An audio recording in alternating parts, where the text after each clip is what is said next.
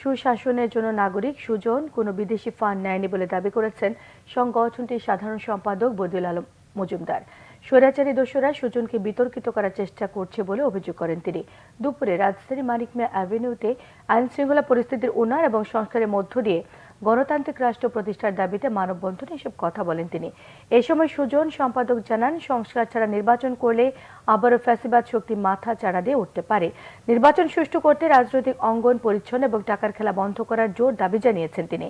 বদিউল আলম মজুমদার আরও বলেন, কেউ যাতে দানবে পরিণত না হতে পারে সেজন্য সংস্কার দরকার। হাসিনা তো আর আকাশ থেকে পড়ে নাই। হাসিনা স্বৈরাচার হিসেবে আবির্ভূত হয় নাই, একটা পদ্ধতি প্রক্রিয়া তাকে স্বৈরাচারী করেছে।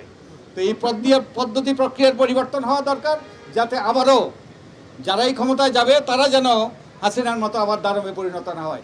এই জন্যেই সংস্কার, এই জন্যেই নির্বাচনী ব্যবস্থার সংস্কার। আমাদের যদি নির্বাচন সুষ্ঠু করতে হয়, নিরপেক্ষ করতে হয়, তাহলে আমাদের নির্বাচনী অঙ্গনকে পরিচ্ছন্ন করতে হবে।